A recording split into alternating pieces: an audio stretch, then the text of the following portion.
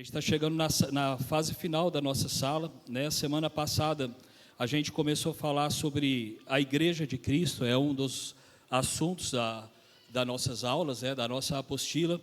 E a título de introdução, eu quero dar uma abertura falando um pouco, relembrando um pouquinho do que a gente falou a semana passada, para reforçar para os que vieram e os que não vieram, tentar sintonizar um pouquinho do que a gente falou. Tá? A gente falou do significado da igreja, né, que no original ali que são os chamados para fora.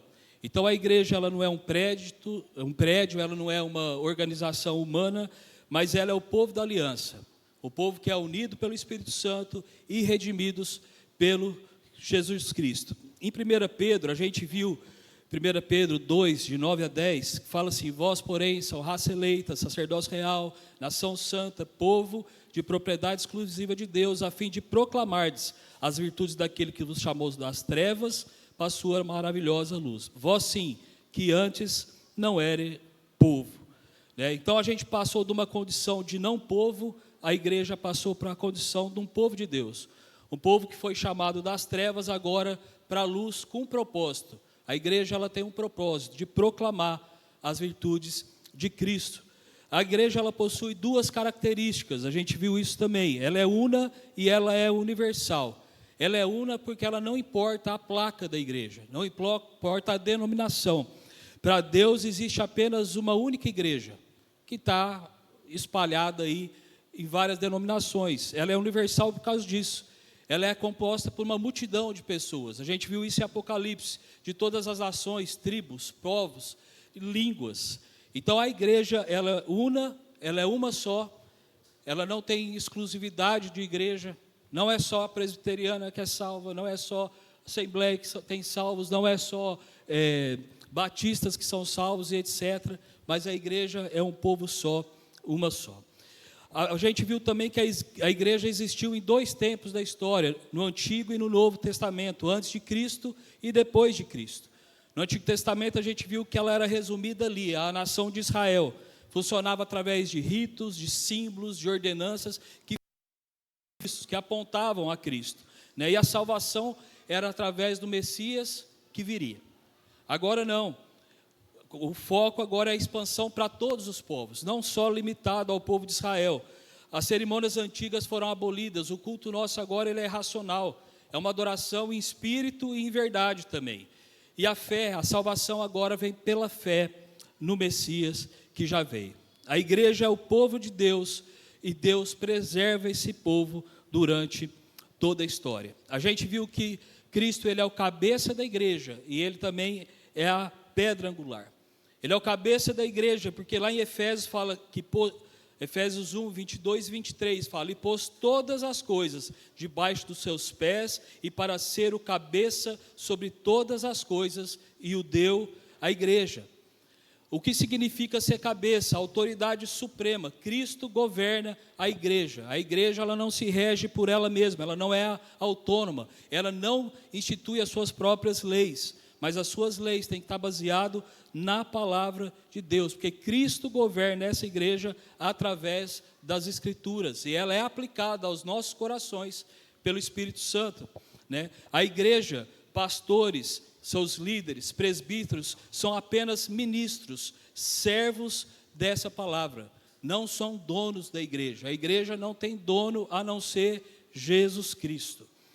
Cristo ele é a pedra angular. A gente viu isso lá em Efésios 19 a 22, que fala: edificado sobre o fundamento dos apóstolos e profetas, sendo ele mesmo, Cristo Jesus, a pedra angular, no qual todo edifício bem ajustado cresce para santuário dedicado ao Senhor. O que é essa pedra angular? Ela é o fundamento, é ela que dá alinhamento, estabilidade. Por causa dessa pedra, por causa de Cristo, o edifício não cai. A gente viu que essa igreja é edificada sobre a palavra, os fundamentos dos apóstolos. A gente viu isso em Atos 2:42. Mateus vai falar que quando Jesus traz a grande comissão para os apóstolos, ele fala assim: ensine a eles tudo o que eu vos ensinei. Então a palavra de Deus, a igreja ela é fundamentada na palavra de Deus. A gente quer relembrar que nem tudo que se chama igreja, de fato, é igreja. A verdadeira igreja de Cristo, ela confessa, proclama, mas também se submete a Cristo integralmente. E nós, como partes dessa igreja, onde Cristo é o cabeça, onde Ele é a pedra angular, a Bíblia vai falar que nós somos pedras vivas. Pedras vivas. 1 Pedro 2,5 vai falar: também vós mesmos, como pedras que vivem, sois edificados, casa espiritual para serdes sacerdócio santo.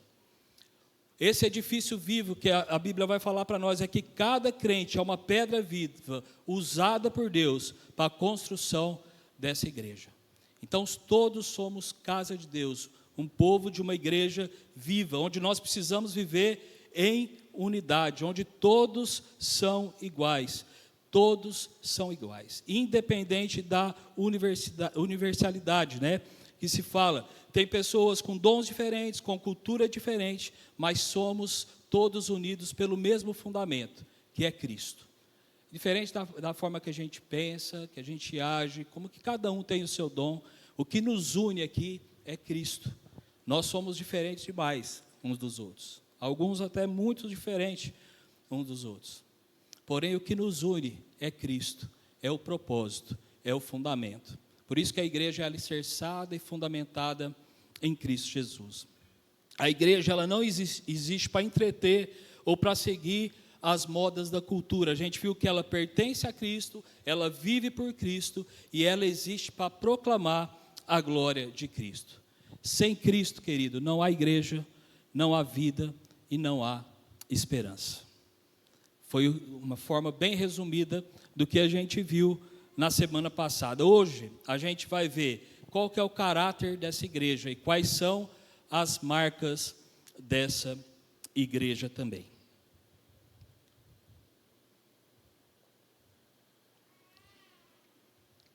A igreja de Deus, ela mesmo sendo uma, que a gente viu, mesmo sendo uma igreja universal, onde Cristo é o cabeça, onde Cristo é a pedra angular, ela existe agora em algumas partes, e a gente precisa entender as partes dessa igreja.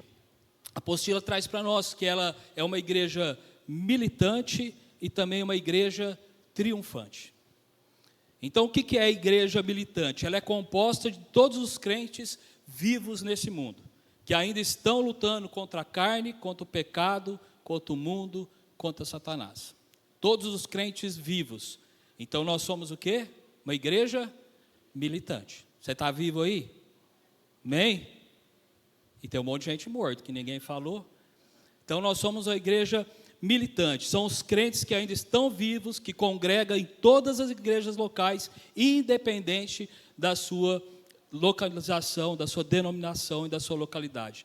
Ela é militante, porque ela é convocada por Deus para que ela avance para levar a palavra de Deus contra os poderes das trevas. Então, nós somos a igreja triunfante, militante. Mas também fala-se da igreja triunfante. Qual que é a igreja triunfante? Ela é composta daqueles fiéis que, tendo vencido a luta, já partiram desse mundo e hoje desfrutam do triunfo da presença de Deus.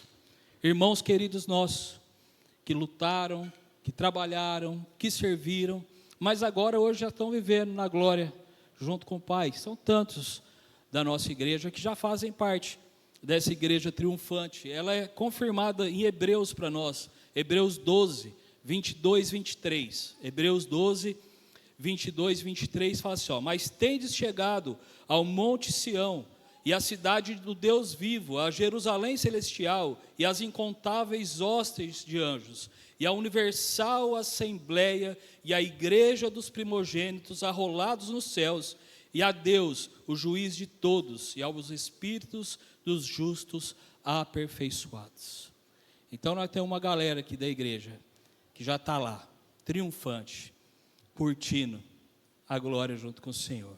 Olha que esperança mais linda, né, de uma igreja triunfante. São os crentes que morreram em Cristo e que aguardam a ressurreição.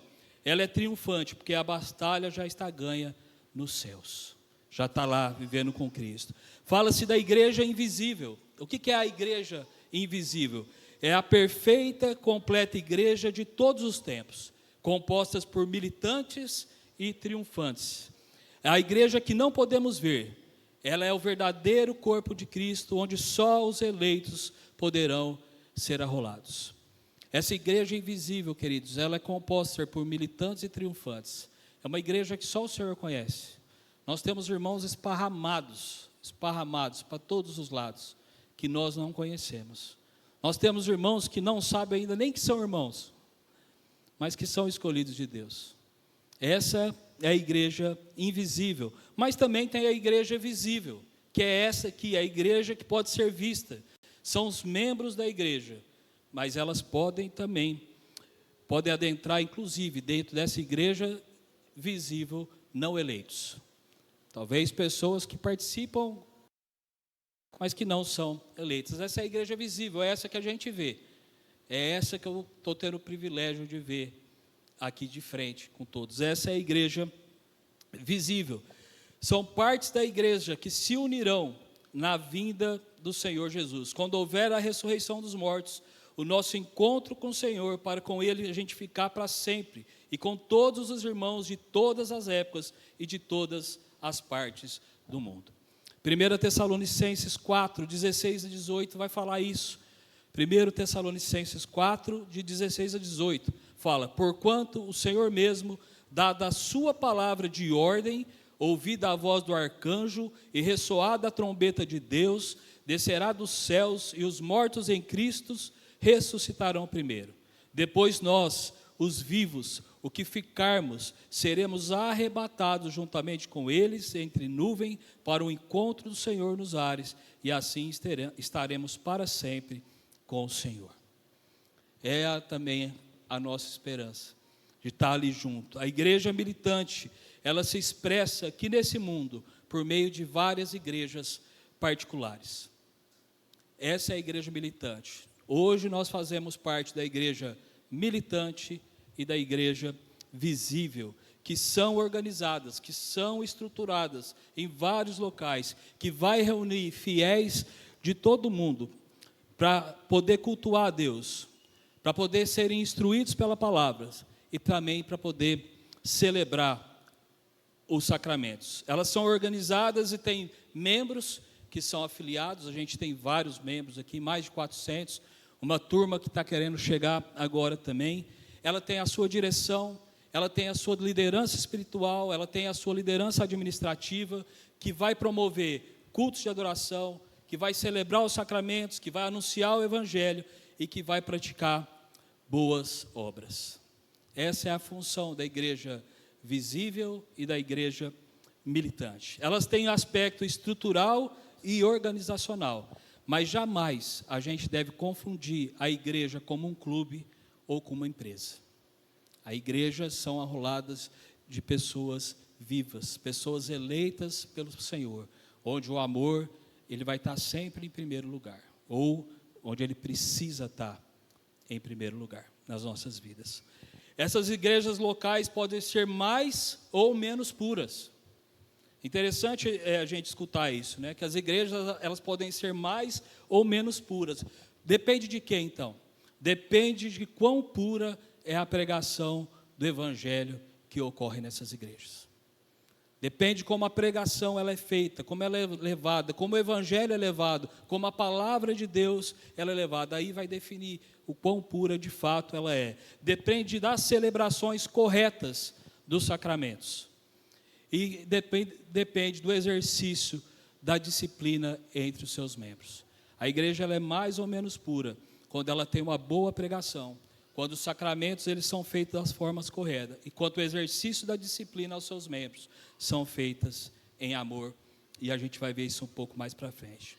A tarefa de toda igreja, querido, de cada igreja particular, é reformar-se continuamente à luz da palavra de Deus, procurando cada vez mais se aproximar da Bíblia, do ideal bíblico. Os princípios, eles vão ser sempre imutáveis. Os princípios bíblicos, eles não mudam, eles não podem mudar, mas as formas, as organizações, as formas externas que ela é organizada, isso não tem problema de ser reformado, não tem problema, desde que ela não saia da palavra de Deus, desde que a palavra de Deus seja a regra de fé e de prática para essa igreja. O caráter dessa igreja é exercer sempre e manter sempre a comunhão com as igrejas evangélicas irmãs. Afinal, nós não somos os únicos nesse mundo. Nós precisamos manter comunhão com todas as igrejas que professam a Cristo como Senhor e Salvador da sua vida. Não somos exclusivistas. Não somos só nós que tem que escutar a palavra, que merece a palavra, que entende a palavra e que interpreta a palavra de Deus.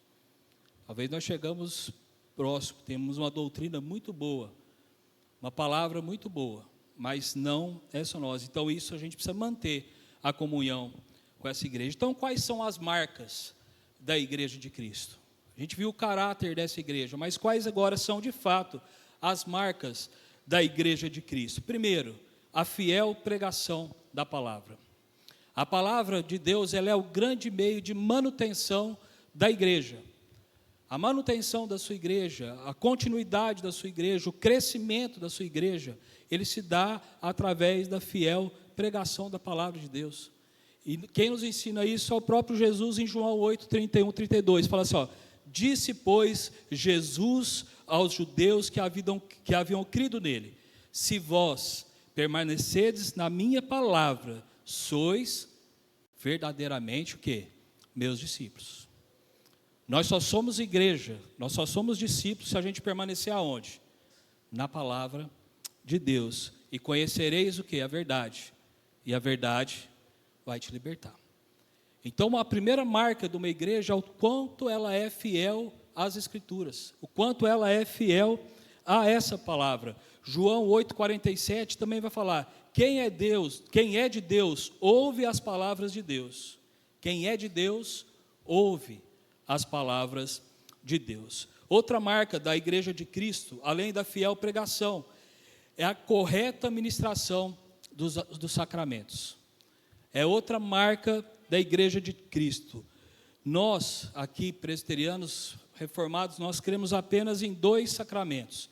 E a gente vai ter uma aula que a gente vai explicar cada sacramento, que são o batismo e também a ceia do Senhor. E por quê? Qual que é a razão que a gente crê nisso? Porque foram as únicas no Novo Testamento que, de fato, foram instituídas por Cristo, que é a ceia e também o batismo. Olha comigo, Mateus 28, verso 19.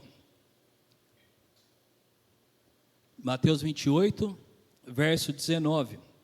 Vai falar assim: ide, portanto, fazei discípulos de todas as nações, batizando em nome do Pai, do Filho e do Espírito Santo. Sacramento instituído por Jesus. Atos 2, e preservaram na doutrina dos apóstolos, quer dizer, na pregação da palavra, na comunhão e no partir do pão. A ceia do Senhor. E o texto que talvez a gente mais conhece de Paulo para a igreja de Coríntios. 1 Coríntios vai falar assim, porque eu recebi do Senhor o que também vos entreguei, que o Senhor Jesus, na noite que foi traído, tomou o pão e, tendo dado graças, o partiu e disse: isto é o meu corpo, ele é dado por vós, fazei isso em memória de mim. Por semelhante modo, depois de haver ceado, tomou também o cálice, dizendo: este é o cálice, é a nova aliança do meu sangue, fazei isso todas as vezes o que beberdes em memória de mim. O que eu recebi de quem? Do Senhor, também vos entreguei. Então, outra marca da igreja, de uma igreja bíblica séria, é a fiel pregação da palavra, mas também a fiel administração dos seus sacramentos. E a outra marca da igreja é o exercício da disciplina. O que é o exercício da disciplina? É a manutenção da pureza da igreja. Tem vários textos que a gente pode usar a respeito da disciplina, mas o que a gente mais usa, Mateus 18, a partir do verso 15. Se você quiser ler comigo aí, 18, a partir do verso 15. Fala assim: se teu irmão pecar contra ti, vai arguí-lo entre ti e ele só. Se ele te ouvir, ganhaste o teu irmão. Se porém não te ouvir, toma ainda contigo 1 ou 2 pessoas, para que pelo depoimento de 2 ou 3 testemunhas, toda a palavra se estabeleça. E se ele não os atender, dize-os à igreja. e se recusar a ouvir também a igreja, considere-o como gentio e publicano. Em verdade vos digo que tudo que ligardes na terra será ligado nos céus, e tudo que desligardes na terra será sido desligado nos céus. Em verdade vos digo que se dois dentre vós sobre a terra concordarem a respeito de qualquer coisa que porventura pedirem, ser-lhes-á concedida por meu Pai que está nos céus. Porque onde estiverem 2 ou 3 reunidos em meu nome, ali eu estou no meio deles. O princípio da disciplina na igreja vai ser sempre a correção fraterna, amorosa. Jesus começa com essa abordagem, e é isso que a gente, como igreja, precisa aprender urgentemente. É uma abordagem totalmente pessoal e amorosa. Ele começa falando: vai arguí-lo entre ti e ele só. O que Jesus está querendo falar? O objetivo ali não é expor a pessoa, mas primeiro o quê? Ganhar o seu irmão. O primeiro objetivo é ganhar o irmão. A disciplina começa de forma privada, preservando sempre a dignidade do outro. Esse é o exercício da disciplina na igreja. O amor verdadeiro, ele nunca vai ignorar o pecado, mas ele sempre vai buscar a restauração do outro. Esses são os princípios da disciplina. Não é a punição, é o cuidado. É o cuidado. E eu lembro que teve uma época, e eu falo por mim, não falo nem pela igreja não, a gente queria ver a punição do outro. A gente não seguia princípios bíblicos. Se o irmão está no erro, a gente quer que ele seja punido o mais rápido possível. Azar dele, problema dele. Só que a palavra nos ensina que primeiro ela tem que ser feita com extremo amor. Vai você primeiro e fale com ele. Mas ela tem essa progressão. Ela fala assim, ó, se não houver arrependimento, se você for lá conversar com ele e não mudar, leva contigo mais uma ou 2 pessoas. A gente vai ver aqui também o princípio bíblico de levar testemunhas, que a gente vê lá em Deuteronômio 19:15, quando é instituído ali que a gente precisava levar testemunhas, como uma proteção contra a injustiça, contra a arbitrariedade.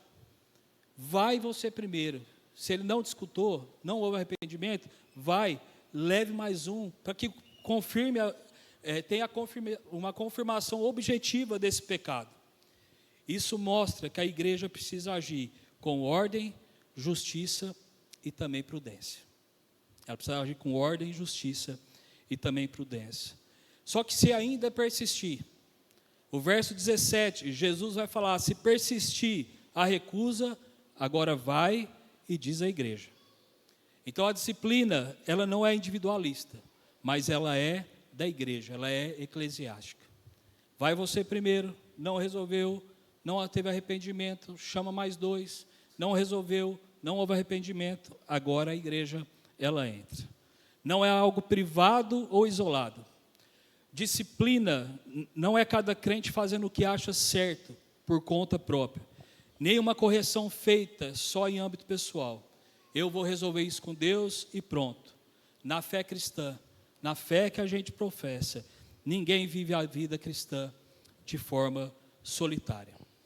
A disciplina, ela sempre vai acontecer no contexto da igreja, ou seja, pertence à igreja como corpo, a comunidade visível, organizada, com liderança espiritual. No nosso caso, pastores e presbíteros. Que servem para quê? Para orientar, admoestar, para corrigir e também para restaurar o irmão. Sempre com base na palavra de Deus. É assim que a disciplina precisa ser feita na igreja. Existe um envolvimento de responsabilidade mútuo entre nós. Na palavra de Deus, os crentes pertencem uns aos outros em Cristo. Romanos 12:5 vai falar que nós pertencemos uns aos outros. O pecado de um afeta todo o corpo. O pecado de um precisa afetar todo o corpo. E a restauração de um é responsabilidade também de todo o corpo. Se um membro sofre, todos vão sofrer com ele. 1 Coríntios 12:26 vai falar isso para nós. Então, qual que é o objetivo da disciplina? jamais vai ser a punição, sempre vai ser a restauração. A disciplina na igreja não é vingança nem exposição. Disciplina na igreja sempre vai ser preservar a santidade da igreja, proteger o testemunho do evangelho e chamar o irmão ao arrependimento. 1 Coríntios 5,5 fala isso, para que o espírito seja salvo no dia do Senhor. Paulo está corrigindo a igreja de Corinto. Depois você olha lá, 1 Coríntios 5, de 1 até 10. A correção que Paulo faz na igreja, chamando a igreja para que o espírito daquele irmão seja salvo. A preocupação com a vida e com a alma do irmão. Então a base bíblica para essa disciplina, ela está em Mateus 18, de 15 a 17, que a gente leu, que é um processo que começa pessoal, mas ele vai terminar na igreja. 1 Coríntios 5, a igreja se reúne e exerce a disciplina. Gálatas 6:1, a restauração, a disciplina, ela sempre vai ser feita, sempre com amor e com extrema mansidão. Olha o que fala lá em Gálatas 6:1. Irmãos, se alguém for surpreendido em alguma falta, vós, que sois espirituais, corrigi-lo com espírito de brandura. Se alguém for surpreendido em alguma falta, vós, que sois espirituais, o que Paulo está falando, a vocês que são tão espirituais, vai lá nesse irmão, com espírito de brandura, com mansidão, e converse com ele. Então, em resumo, a disciplina cristã não é algo que cada um decide sozinho, é uma responsabilidade da igreja, uma responsabilidade espiritual da igreja, exercida com amor, verdade e principalmente autoridade bíblica.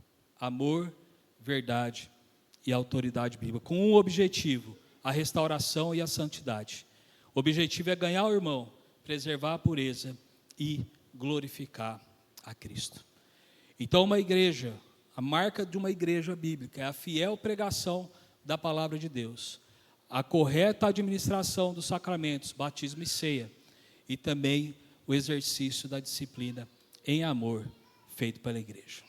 São marcas de uma igreja verdadeiramente bíblica. Essas igrejas verdadeiramente bíblicas, elas têm governos. E como que funciona? Qual que é a forma que a igreja é organizada, dirigida e administrada? E a gente vai ver que algumas igrejas têm tipos de governos diferentes. Tem as igrejas episcopais, que o governo é instituído por uma só pessoa, por um só ser. Por exemplo, a igreja católica, quem resolve tudo? O Papa. Mas também tem igrejas anglicanas, as metodistas, onde tem um ser que resolve sobre tudo, define sobre tudo e fala sobre tudo. Tem o sistema de governo congregacional, onde o governo fica exclusivamente com os membros da igreja. As assembleias são reunidas e tudo é decidido entre os membros. A gente vê batistas, outras congregacionais e mais algumas. Mas também tem as igrejas que o sistema de governo é representativo, onde o governo, a igreja, elege representantes para responder por ela. É o caso da Igreja Presbiteriana do Brasil, a Igreja Presbiteriana Independente também, onde a Assembleia escolhe líderes que vão representar a igreja para o governo dessa igreja. É o que a gente vai passar a partir do último final de semana, se eu não me engano, 21 de fevereiro, onde que a gente vai eleger homens que vão dirigir a igreja, que vai representar a igreja.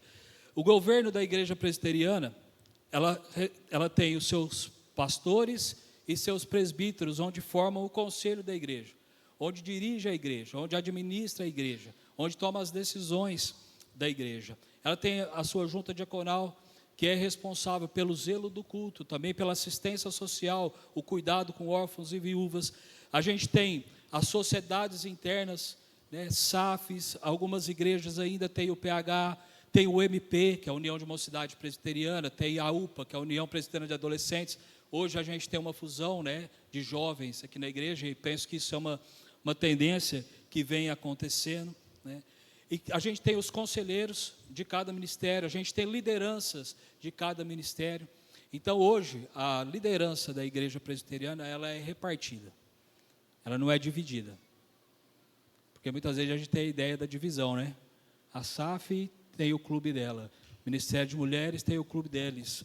Os jovens têm o clube deles. Não, nós somos um povo, uma só igreja, repartida em vários segmentos, com um único propósito.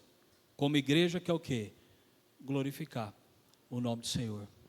Levar a palavra de Deus. A igreja, ela não se resume só à nossa localidade. A igreja presbiteriana, principalmente para os novos que estão chegando, ela não se resume aqui, na igreja de Frutal. Nós somos divididos também em presbitérios, repartidos, não divididos, repartidos em presbitérios. O que são presbitérios? São várias igrejas, se eu não me engano, a partir de 4, é isso? A partir de 4 igrejas pode se formar um presbitério, onde se reúnem essas igrejas, pastores e presbíteros escolhidos pelo próprio conselho para representar a igreja diante do presbitério. Mas também não se resume só a presbitério. Tem vários presbitérios, formam sínodos, que tomam conta de regiões separadas. E também temos o Supremo Concílio, ou a Assembleia Geral, que são representantes dos presbitérios, pastores e presbíteros em igual número. O que é esse Supremo Concílio? É onde todas as normas, diretrizes da igreja são definidos no Supremo Concílio. Tem o seu presidente, que não é o seu Papa. Ele também não resolve sozinho as definições da igreja. Nossa igreja, ela é conciliar. Ela é tudo resolvido em conselhos. Não existe vontade de um. Sempre vai ser a vontade da maioria. Mas essa vontade sempre buscando primeiramente a vontade de Deus. Nós cremos que é o Espírito Santo que rege a nossa igreja. Muitas vezes falhamos. Muitas vezes deixamos o Espírito Santo de lado e agimos com a nossa carne. E pode ter certeza que toda vez que for assim, seja nos conselhos, na junta, nas sociedades internas, vai dar zebra. Não vai?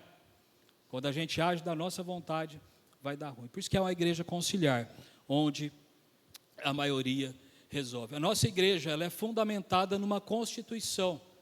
A nossa igreja tem uma Constituição estabelecida desde 58, onde aceita a palavra de Deus como regra de fé e prática, e adota como símbolos da nossa fé a confissão de fé e os 2 catecismos, o maior e o menor. A gente já falou isso aqui. Tem muita gente que não conhece os nossos catecismos, e ninguém vai conhecer totalmente, mas é bom ter, a gente ler, entender como que a igreja, quais são os símbolos da nossa fé, como a igreja ela é dirigida, em que de fato nós cremos e não cremos, tá? Essa igreja também governada, ela tem alguns atributos. E o primeiro atributo que a gente vai ver é que essa igreja ela precisa ser o quê? Santa. A igreja de Cristo exige-se dela santidade. Efésios 5, 27, o apóstolo Paulo, ele faz uma analogia ali entre a relação marido e esposa para demonstrar o amor e o sacrifício de Cristo em favor da sua igreja. Para que ela pudesse se apresentar como uma igreja, que jeito? Gloriosa, sem mácula, sem ruga, nem coisa semelhante, porém, santa e sem defeito.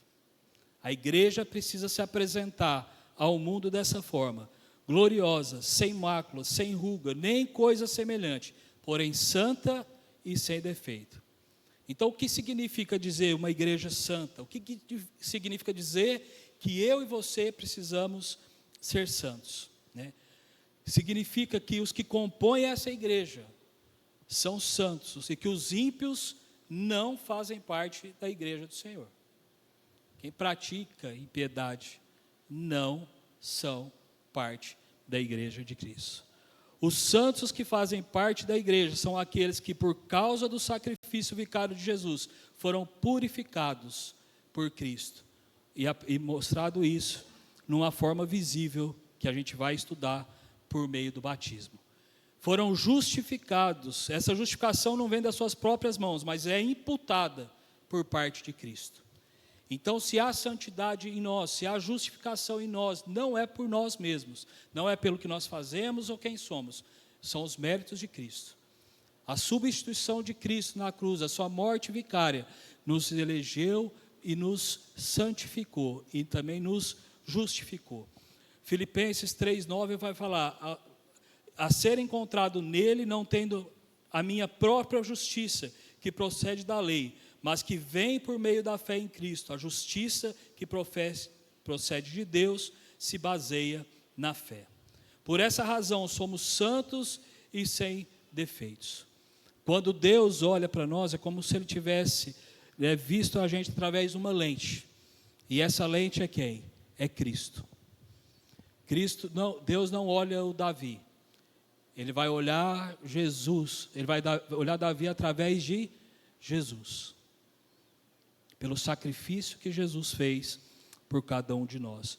Todos os crentes que possuem pela fé justiça plena em Cristo, essa justiça é imputada e nos tornam perfeitos à vista de Deus. Então, quando a justiça de Cristo é imputada em nós, Deus começa a olhar nós como pessoas perfeitas. No entanto, a gente não vive ainda uma santidade plena, segundo a justiça própria do humano. É o que Paulo está falando ali. Nós continuamos imperfeitos durante toda a nossa vida, até a volta de Cristo, onde sim, nós seremos glorificados. E Paulo fecha esse assunto assim, com um entendimento maravilhoso, em Filipenses 3, a partir do verso 12, ele fala assim, não que eu tenha já recebido ou tenha obtido a perfeição. Isso é Paulo falando, né? Então, o que serve, que sobra para mim? Paulo falando isso. Não que eu tenha já recebido ou tenha obtido a perfeição, mas prossigo para conquistar aquilo para que também eu fui conquistado por Cristo Jesus. O que ele está falando aqui para nós é que ele está continuando. Ele fala, mas uma coisa eu faço, esquecendo as coisas que para trás ficaram e avançando para que estão diante de mim. Então prossigo para o alvo, para o prêmio da soberana vocação em Deus, em Cristo Jesus. Todos, pois, que somos perfeitos, tenhamos esse sentimento. Então essa perfeição, a justificação de Cristo que habita em nós temos que ter a consciência que nós não alcançamos nada.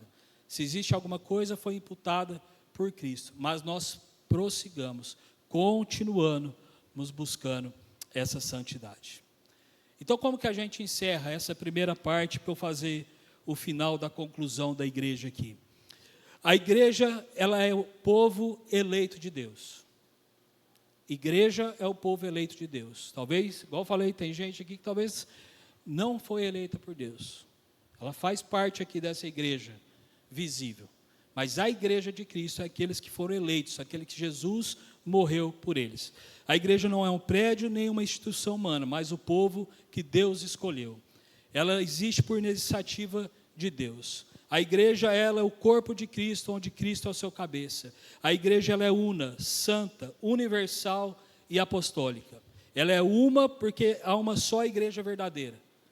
Não estão definidas por placas, mas está definidas por Deus. Ela é santa, separada por Deus. Ela é universal, ela está em todos os lugares. E ela é apostólica, nós estamos firmados no ensino dos apóstolos, que foi o ensino de Cristo. Ela é invisível, ela está dividida entre visível, militante e triunfante. As marcas dessa igreja, o caráter dessa igreja é a pura pregação da palavra, a administração correta dos sacramentos e a disciplina eclesiástica absoluta. Cristo governa a sua igreja por meio da sua palavra. Cristo, a palavra de Deus, a palavra de Cristo, ela é a base, ela é o fundamento da sua igreja. Não há revelações extras bíblicas, nem experiências conduzem a nossa fé. É a palavra que rege a nossa vida. As experiências, elas são válidas para você, pessoalmente para você. Não para dirigir, não para fundamentar a igreja do Senhor. O que rege a igreja, a regra de fé e prática para a nossa vida é a palavra de Deus. Se estiver fora da palavra, para a igreja não serve. Por fim, queridos, e aí eu vou pedir aí 15 minutos ou até menos um pouquinho, eu queria dar um exemplo prático para nós nessa manhã de uma igreja. Onde a gente aprendeu as marcas da igreja, a gente aprendeu o caráter da igreja, que a igreja ela é única, né? Existe uma igreja só, ela está espalhada, e ela está espalhada entre militantes e triunfantes, os que estão vivos, os que já foram, mas estão na glória de Deus. A igreja invisível, pessoas que são irmãos, e a gente não sabe nem onde está, mas são nossos irmãos. A igreja visível, esses que a gente está vivendo próximo, e aí a gente necessita de um cuidado uns com os outros. A igreja que prega a palavra, a igreja que faz os sacramentos corretamente, a igreja que exerce a disciplina sempre em amor. A gente precisa entender agora o que é praticidade, de fato, dessa igreja. Mas antes disso, eu queria fazer algumas perguntas para você. E eu queria que você trouxesse essas perguntas no seu coração. Na verdade, não vai nem ser eu que vai fazer essas perguntas. Eu queria que talvez que o próprio apóstolo Paulo fizesse para você. E se ele escrevesse uma carta para a nossa igreja aqui hoje, a Igreja Presbiteriana Central de Futal, para a nossa igreja local aqui, como você acha que seria o teor da carta dele para nós? O que Paulo escreveria para mim, para você? O que ele mandaria para o Raider agora, né, para entrar como pauta lá no conselho? O que ele destacaria na nossa igreja? Será que ele ia falar da fé dessa igreja que resulta em serviço? Será que ele ia falar da dedicação e do nosso amor uns para com os outros? Será que ele ia falar para nós da perseverança que nós temos e da esperança que nós vivemos nessa vida com a volta de Cristo? Porque talvez a gente fica preso nesse mundo, nas circunstâncias desse mundo. Será que ele ia destacar a nossa perseverança e a nossa esperança? Será que ele ia falar como que a nossa igreja vive nesse mundo, pregando a palavra com os frutos que temos, resultantes da eleição e da escolha que ele nos teve? Então são perguntas que eu quero deixar para você nessa manhã ao seu coração. Essas virtudes, elas foram encontradas na igreja de Tessalônica. Ele começa a carta à igreja dos Tessalonicenses, em 1 Tessalonicenses, capítulo 1, se você quiser me acompanhar. 1 Tessalonicenses, capítulo 1, de 1 a 10, vai falar assim: Paulo, Silvano e Timóteo, a igreja dos Tessalonicenses, Deus Pai e no Senhor Jesus Cristo, graça e paz a vós outros. Damos sempre graças a Deus por todos vós, mencionando-vos em vossas orações e sem cessar, recordando-nos diante do nosso Deus e Pai, da operosidade da vossa fé, da abnegação do vosso amor e da firmeza da vossa esperança em nosso Senhor Jesus Cristo. Reconhecendo, irmãos amados de Deus, a vossa eleição, porque o vosso evangelho não chegou até vós não somente em palavras, mas sobretudo em poder no Espírito Santo e em plena convicção, assim como sabeis ter sido vosso procedimento entre vós, por amor de vós. Com efeito, vos tornastes imitadores dos nossos e do Senhor, tendo recebido a palavra, posto em meio de muita tribulação, com alegria no Espírito Santo, de sorte que vos tornastes modelo para todos os crentes da Macedônia e na Acaia, porque de vós repercutiu a palavra do Senhor, não só na Macedônia e Acaia, mas também por toda parte se divulgou a vossa fé, para com Deus, a tal ponto de não termos necessidade de acrescentar coisa alguma. Pois eles mesmos, no tocante a nós, proclamam que repercussão teve o nosso ingresso no vosso meio. E como, deixando os ídolos, vos convertestes a Deus, para servirdes ao Deus vivo e verdadeiro, e para aguardardes dos céus o seu Filho, a quem ele ressuscitou dentre os mortos, Jesus, que nos livrará da ira vindoura. Essa igreja, ela foi fundada sobre uma grande perseguição, sobre uma grande prova. Mas o que a gente vê aqui não é uma igreja acovardada, uma igreja parada, uma igreja morta. A gente vê uma igreja inflamada, uma igreja viva, uma igreja extremamente atuante. Então eu quero te convidar a pensar comigo, o que faz de fato uma igreja boa? O que é ser uma igreja de fato boa? E a gente vai ver que não são os números, não é os brilhos das luzes, a poltrona, o ar que ela tem, o conforto que ela te dá, mas a marca de uma igreja boa é a marca de Deus nas nossas vidas. É a marca de Deus nas nossas vidas, aqui e fora dessas quatro paredes. Existem igrejas que são apenas anotações históricas. A igreja de Tessalônica, ela era viva onde ela passava.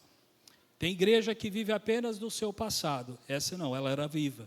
Tem igreja que são museus de tradições mortas, Mas essa igreja de Tessalônica era um canteiro de obras e de vidas que eram transformadas através delas. Uma coisa que a gente percebe nessa igreja, a primeira coisa é a identidade dessa igreja. E a nossa identidade não é que nós somos da igreja presbiteriana. Fazemos parte dela. Mas quando Paulo escreve para a igreja de Tessalônica, ela fala assim, ó, Paulo começa saudando a igreja que está onde? Na rua Raul Soares, 112, na cidade de Frutal. Ele não fala isso. Ele fala assim, saudando em Deus Pai e no Senhor Jesus Cristo. Essa igreja, ela estava onde? Em Deus Pai e no Senhor Jesus Cristo. Ele não fala aspecto geográfico, ele não fala placa, ele não fala onde a igreja está. A precisão de Paulo teológica é que a igreja ela tem uma morada espiritual. Ela está em Cristo. Ela está em Deus. Então a nossa briga, querido, não é por placas. Não é por placas. É se de fato nós estamos em Deus e em Cristo. O que vale para Deus, para a igreja militante e visível de Deus, ou a igreja invisível e triunfante que já está com Ele, é se de fato nós estamos em Deus. Não se eu estou na central, na igreja presbiteriana central, que de fato eu gosto, é muito boa, não me vejo fora daqui. Mas se eu estou em Deus, e se eu estou em Cristo, e essa é a primeira qualidade dessa igreja, uma igreja que está em Deus, é uma igreja que trabalha pela causa correta. Nós precisamos trabalhar pela causa correta. Isso a gente vê no verso de 1 a 4. Paulo começa destacando esse tripé que sustenta a igreja, que trabalha o trabalho de uma igreja frutífera.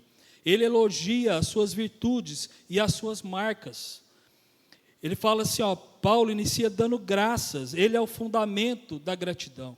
O fundamento dessa gratidão de Paulo começa na eleição divina. No verso 4 ele fala, conhecendo o quê? A vossa eleição. Observe que a eleição não é uma doutrina, a eleição não é especulação, ela serve de consolo e evidência para a igreja de Cristo. E como que Paulo vai identificar quem é eleito? Você sabe. Como que Paulo identificou os eleitos? Paulo subiu, viu os nomes que estavam no livro da vida? Não. Paulo identifica os eleitos pelas virtudes, pelas marcas que procedem dos decretos de Deus. Paulo, ele sabe quem é eleito pelas virtudes e as marcas. A gente identifica o que de fato é uma igreja, quem de fato é a igreja, quando há o quê? Operosidade da fé. Quando a nossa fé, ela é operosa, ele vai falar assim, recordando-nos de Deus Pai, da operosidade da vossa fé. Irmãos, fé sem obras não é fé, é presunção. Fé sem obras não é fé, ela é presunção. A fé da igreja tessalônica não era uma fé teórica, não era guardada em prateleiras de seminários, de casa, ou uma fé que cumpre um rito religioso, mas era uma fé, igual o pastor Hernandes fala, que sua a camisa e que coloca a mão no arado. Essa é uma fé operosa. A fé que salva nunca vem só. A fé que salva é a fé que trabalha. No original, essa operosidade, ergon, é a fé que trabalha, que produz resultados. Essa é a fé operosa. E qual é a fé que trabalha? Não é uma fé apenas de sentimentos ou uma fé de intelecto. Muitos pensam que a fé é apenas concordar com o que a palavra fala, que a Bíblia fala é verdade. Isso é bom, mas isso é só intelecto. Ou talvez sentir arrepio durante uma pregação. Isso é só emoção, é só sentimento. A fé operosa diz, eu creio, então eu vou agir. Eu creio, então eu vou fazer. Se eu creio que Jesus é o Senhor, a partir de agora, por causa da minha fé, a minha agenda, meu bolso, meu modo de tratar as pessoas, eles mudam totalmente nessa fé operosa. Se nada mudou na prática, a fé é apenas uma opinião religiosa, não, de fato, uma fé operosa. Outro pilar dessa fé operosa é a causa e o efeito, Efésios 2:8 vai falar isso. Nós não somos salvos pelas obras. Nós não somos salvos pelas obras, mas somos salvos para as obras.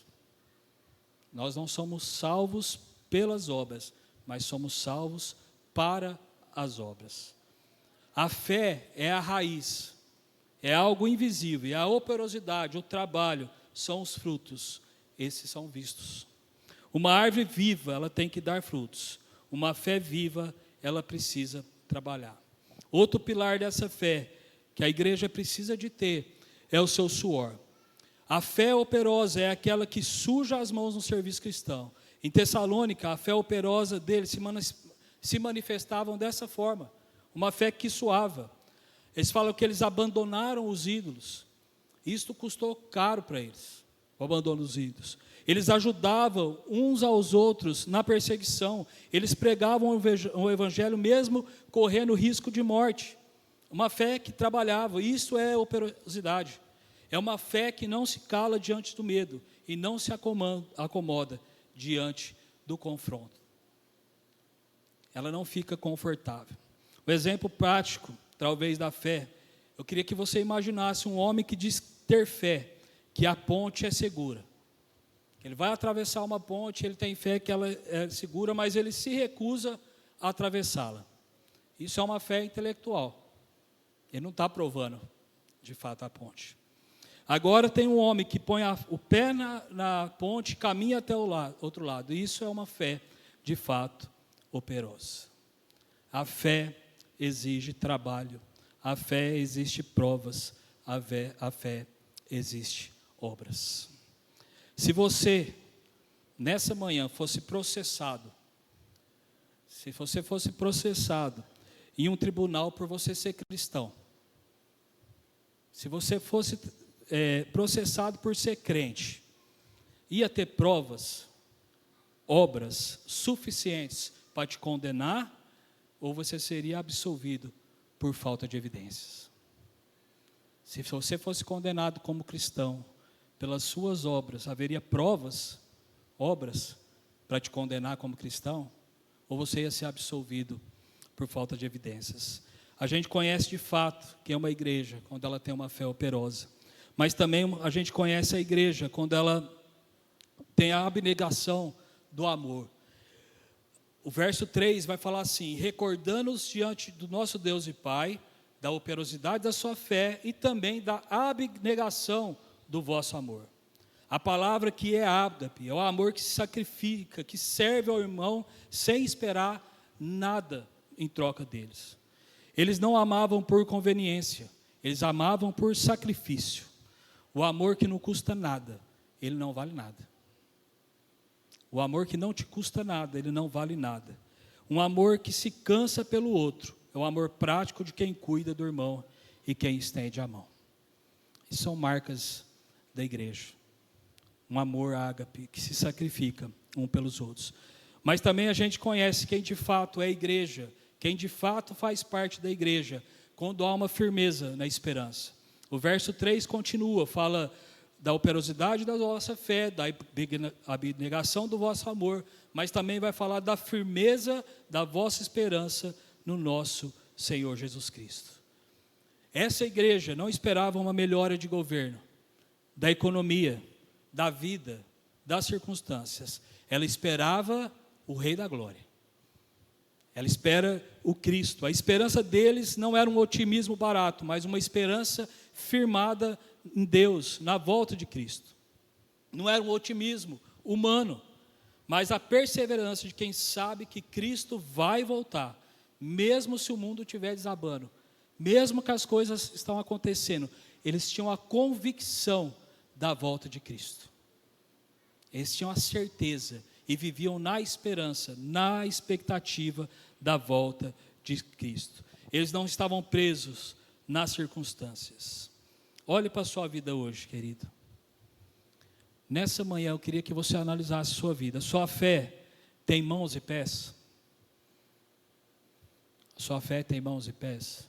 A gente canta muito aqui na igreja, né? Somos seu corpo, a sua igreja. Sua luz brilha sobre nós. Fala que nós somos os pés, somos seus pés e as suas mãos. A nossa fé tem mãos e pés? O seu amor um pelos outros tem sacrifício? A sua esperança, ela aguenta o dia mau? Isso são resultados de uma fé verdadeira, de uma igreja verdadeira. Outra marca que essa igreja tinha, ela experimenta o poder do céu. O verso 4, 5 e 6 vai falar isso. O verso 4 vai falar assim, que ele conhece a vossa eleição. Como que um homem podia saber quem Deus escolheu na eternidade? A eleição é um decreto secreto, mas os efeitos são públicos. Paulo fala da forma como o evangelho atingiu a igreja de Tessalônica. O evangelho chegou para eles, não como uma palestra motivacional, não como um discurso ou uma devocional de autoajuda, chegou em poder do Espírito Santo e também na plena convicção. Como que ele chegou? Não foi em conversa fiada. O evangelho chegou em poder no Espírito Santo.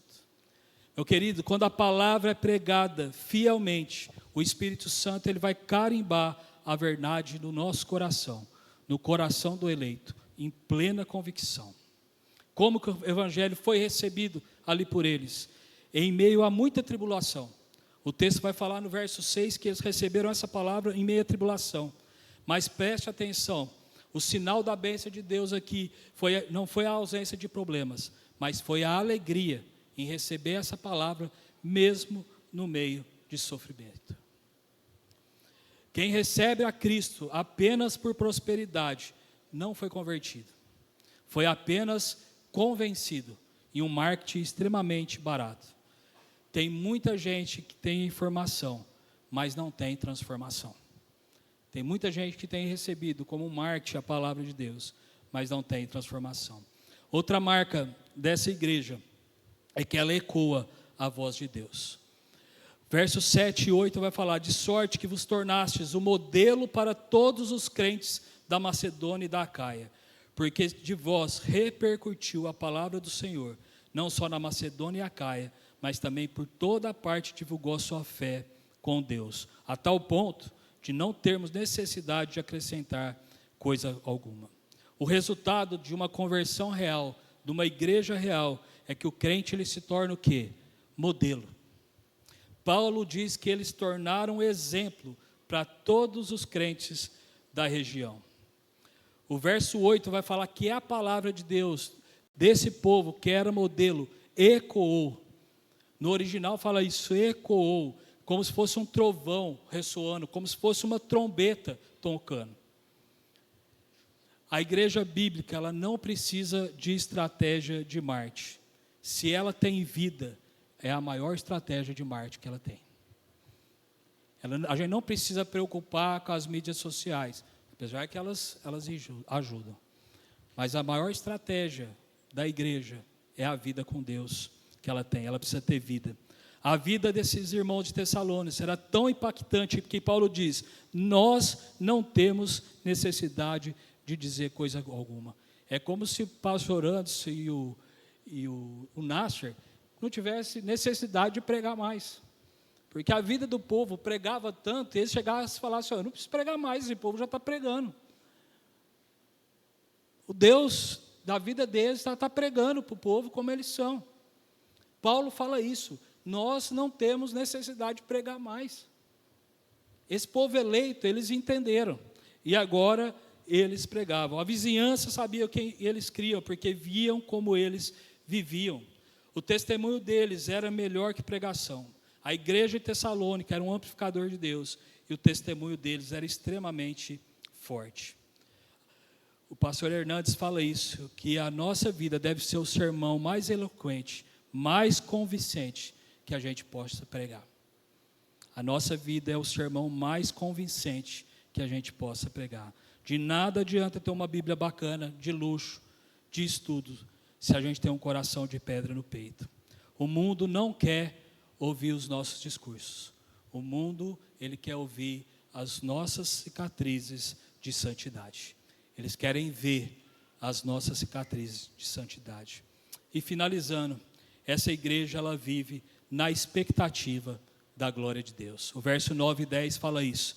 Pois eles mesmos, tocante a nós, proclamam que repercussão teve o vosso ingresso no vosso meio, e como deixando os ídolos, vos convertesse a Deus, para servirdes o Deus vivo e verdadeiro, e para aguardardes do céu o seu Filho, a quem ele ressuscitou dentre os mortos, Jesus, que nos livra da ira vindoura. A esperança deles produziu 3 coisas. Primeiro, um arrependimento radical.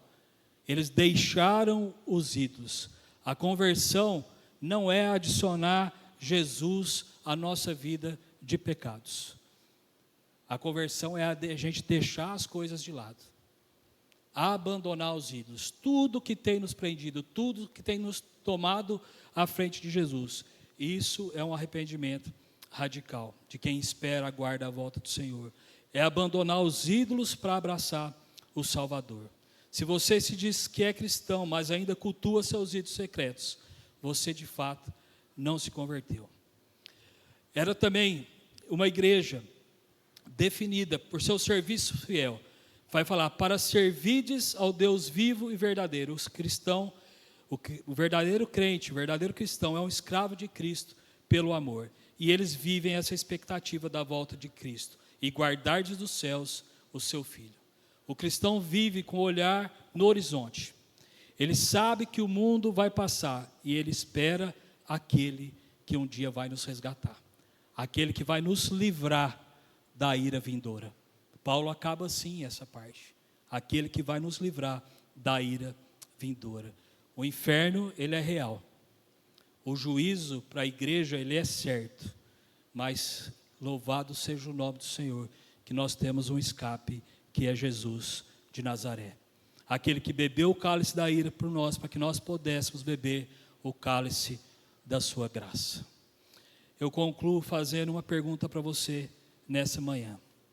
Sua vida é um eco da glória de Deus ou ela é um silêncio de covardia? Você como crente, você que faz parte da igreja presbiteriana de Frutal, você que faz parte da igreja visível e militante, a sua vida tem sido um eco da glória de Deus ou você tem vivido em silêncio e em covardia? Você ainda está abraçando algum ídolo ou você já se rendeu totalmente ao Deus vivo? Você está aguardando Jesus ou você está tão apegado a este mundo que se Jesus voltar, para você vai ser um transtorno, porque ele atrapalhou os seus planos? Você está aguardando a volta de Jesus? Você anseia para a volta de Jesus? Ou se Jesus voltar hoje, ele vai atrapalhar todos os seus planos? Essa igreja, ela vivia no mundo, mas com a expectativa, com a esperança da volta de Jesus. É hora da gente acordar como igreja. É hora da gente deixar a morbidão. Que a gente possa ser igual aos crentes de Tessalônica. Uma igreja que sofre, mas não desiste. Uma igreja que sofreu, mas não desistiu. Uma igreja que prega e o mundo escuta. Não é uma igreja que prega e o mundo não dá atenção para nós. É uma igreja que ecoa, que transborda, ao ponto dos pastores dela não precisam nem pregar mais. Uma igreja que transborda, uma igreja que ecoa e o mundo escuta. Uma igreja que espera o seu noivo, porque ele está às portas. Que a nossa fé seja operosa, que o nosso amor seja extremamente dedicado e que a sua vida seja um eco que leve de fato esperança aos perdidos. Queria te falar, queridos, para a gente não desanimar. Caminhada muitas vezes como igreja é difícil. Ela não é fácil. A gente enfrenta problemas, controvérsias, dificuldades, mas o que precisa reinar na nossa igreja, e como igreja, é o amor. Porque o que nos une é Cristo, o amor de Cristo. Nós vamos ter diferenças, mas nós podemos resolver essas diferenças uns com os outros. Que o nosso amor seja extremamente dedicado uns aos outros.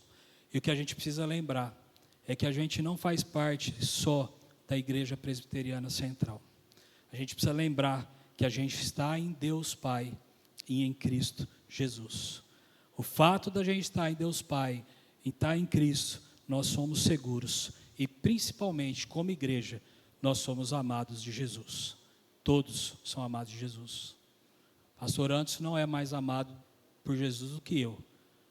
Nem eu sou mais amado por Jesus do que o Nácio. E assim, consequentemente, todos somos amados por Jesus. Isso é a igreja. Saber conviver com as suas diferenças, mas saber que nós estamos ligados num só corpo, que é Cristo Jesus. Amém? Vamos orar? Pastorzão, ora por nós.